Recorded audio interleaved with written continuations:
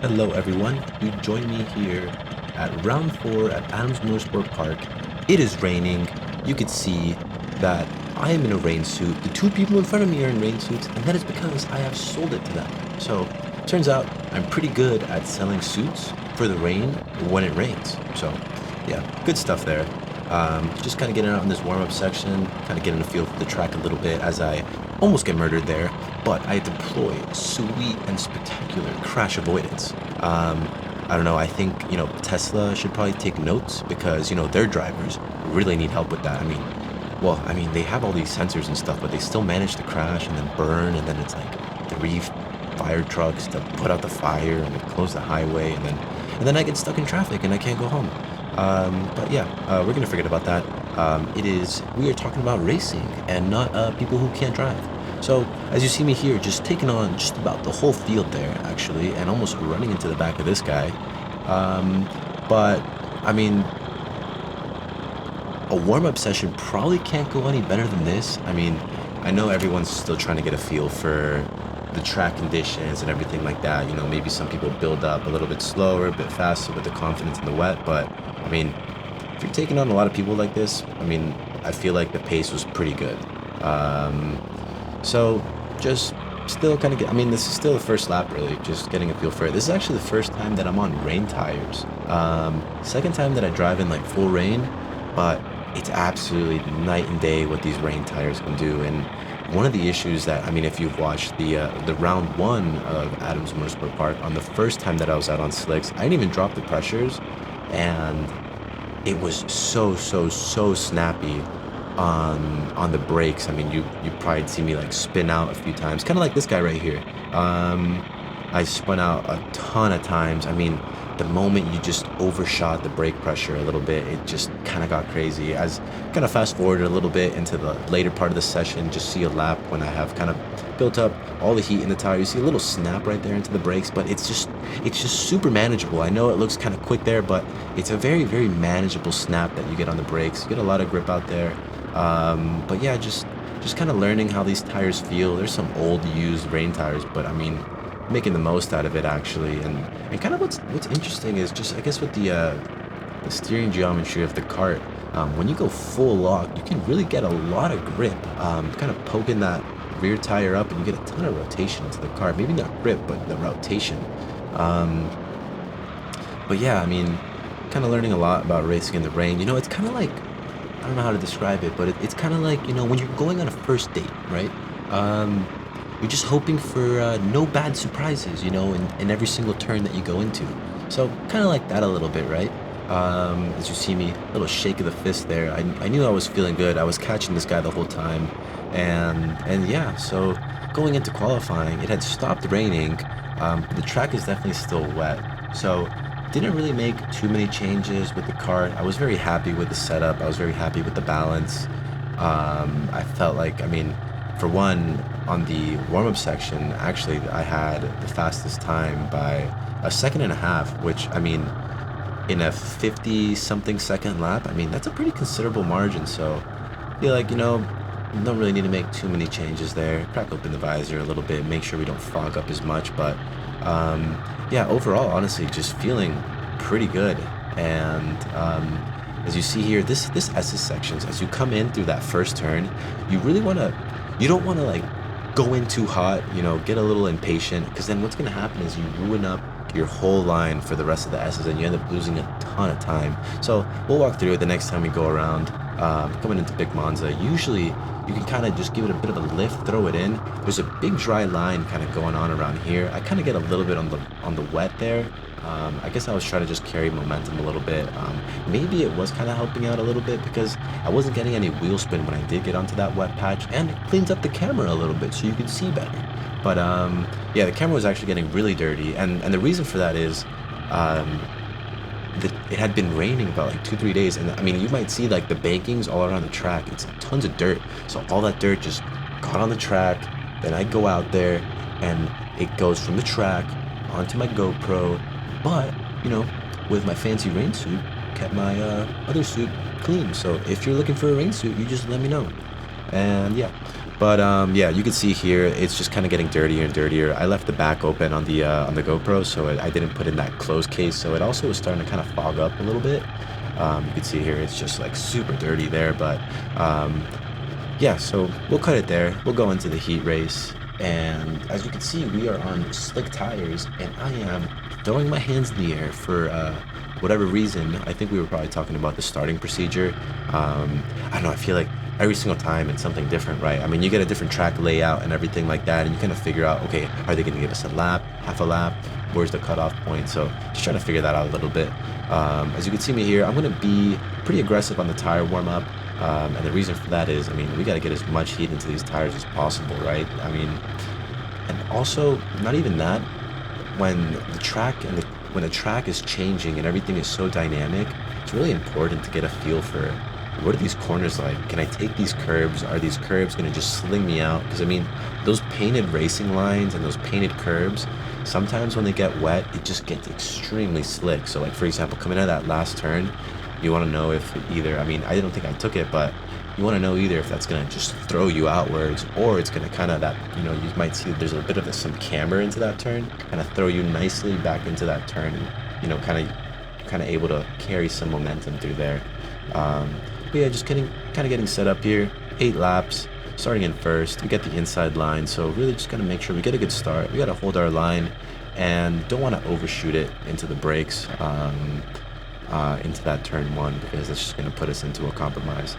This track really kind of very hard with the overtaking, and I mean especially with this just with one single dry line. It's very hard to make a move on somebody else without, you know, getting super risky.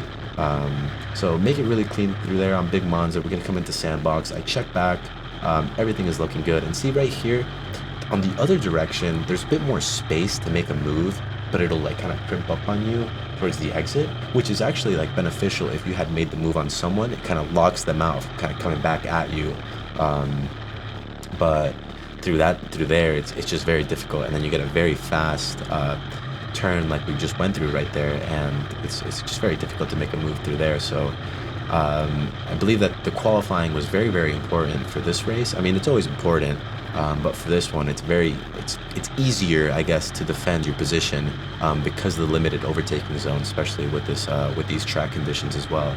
So coming in once again into Big Monza, everything's looking good. Had a clean first lap, and I mean, everything is going well for us. So gonna now fast forward now into the 6th lap, the end of the 6th lap, coming into the 7th lap.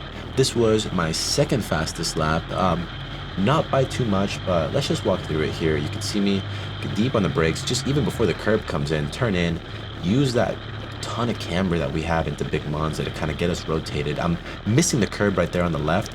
Don't want to be taking it too much if you don't need to. It's very, very aggressive on the chassis. Brake just around the cone there. I kind of missed the apex a little bit, but still able to carry some speed. And right here, make sure you don't want to get on that wet line right there. This curb, I mean, this curb actually kind of gets really bouncy, so you'll see me kind of making all these corrections at the wheel. Don't want to overshoot it into here, actually right into here, because it's going to compromise our whole line. So take that really nicely, get all that curb right there, and set ourselves up nicely into here. Use the curb on the left, kind of bring ourselves back in, getting a lot of grip out there, especially with that elevation on it. The water is able to drip down nicely, so really the water is kind of in that crack down at the bottom, so really no interference there. So once again, coming into the final lap, just got to keep it clean, make no mistakes. Coming into sandbox one last time, the hardest braking zone of the course, and just, you know, going in once again through this turn, and you can see here I go a little bit too wide. I'm going to just get completely sideways. I lose a ton of time. Let's take a look right here. You can see, remember that the rear of the cart is wider than the front. So if you see that the front wheel is almost on the wet line, the rear wheel is on the wet line. So let's actually go ahead and compare what it looked like from our previous lap to the current lap. As you see here, I'm gonna go ahead and pause it in a bit, and you can see how much distance I had actually between what was going on, and you could see the effect that it creates. So the tires, not only am I losing time now, but into this next braking zone, I need to make sure that I give myself a little breathing space, because those tires are wet, the tires are dirty, and Thankfully, through this section, it's very, very hard to overtake. It had given the opportunity for second place to get right on top of me, so I'm kind of moving him to the middle, trying to block off, maybe make my one move, take up the space, and you can see me just telling him like, oh, that was super close, but thankfully, just holding on to it. But just goes to show, you got to be super careful when you're racing on these slick tires. I mean, you could look here, you can see how much rain had actually fallen down. I mean, usually we use that for the tech space, as you see me doing a magnificent 3-point turn there. It's absolutely incredible stuff here, almost better than my race. But yeah, it's really fine margins. Thankfully, I had a lot of breathing room, so I didn't really have to go too crazy into some sections. But you can see here just a slight loss of focus, and almost cost me the race. And this track is actually very, very difficult to overtake. Usually, that hairpin going the other direction is a good overtaking zone, but here it kind of crimps up on you a little bit. You see me talking to Casey, just talking about strategy, talking about what we're gonna do here. I mean, at this point, everything kind of seemed just under control, and yeah, just going over a little bit the starting procedure, what we're gonna do, and yeah. So throughout that race, I had Brandon. He's the one who came in second place. He was starting to match my pace a little bit. So you can see here the tire's really dirty, but I mean it just scrubs right off. If there's one thing I don't want to be, is a tire. Yeah, that would suck. But forgetting about that, yeah, Brandon he had kind of improved on his times throughout the day, as the track also dried out, kind of brought everything a little bit closer with the pack. So just gotta make sure I get a good start here. And like I said before, it kind of gets a little bit difficult to overtake. So we're just gonna make sure we get a good start here, right exactly when the flag comes up. I think that was probably my best start so far. I get that inside line into turn one and into Big Monza, and it's just, nice and easy. Just kind of checking back real quick, making sure where I am, and just make sure we get the clean lap here. Ideally, we want a second and third place to kind of scramble a little bit, going into that first turn. Because I mean, what's happening is second place is on the left, but right behind me is going to be third place. So third place is going to want to kind of follow me through and block out, Brandon into Big Monza. So hopefully they kind of fight in between each other. They lose some time, and that kind of just gives me some breathing space. I don't think that was the case. As you see me checking back, you see me going a bit defensive there, through that line, and just kind of tracking all the way back out again. I'm also trying to avoid this kind of bounce in the middle of the curb. And through this turn, you see me kind of getting on this wet line a little bit, gets me a little bit sideways. And now actually that I'm reviewing the footage, I remember during that race thinking like, oh, this turn, it's getting much easier, getting more grip. And now that I look at the replay, I was basically drying out that line for myself. So I guess it makes sense that it was getting a bit grippier because I wasn't stepping on this wet. So we have a yellow flag here, and I kind of slowed up, I guess a bit too much, but you can see me kind of getting frustrated, like kind of like looking back and seeing the time that he's gained on me. But I guess, yeah, like sometimes in yellow flags, I mean, sometimes people barely even lift. Someone will just probably throw their hand up, lift up a little bit, and I mean, you don't lose any time because that's kind of what everybody else is doing, right?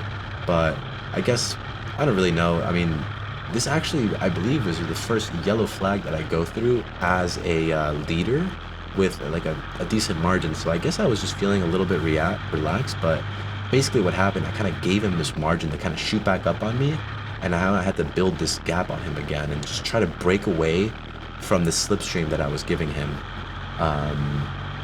But yeah, other than that, halfway through the race, everything's going well. I was starting to build another gap, and yeah, everything's going good. And I did make one mistake. I guess just learning the camera, right?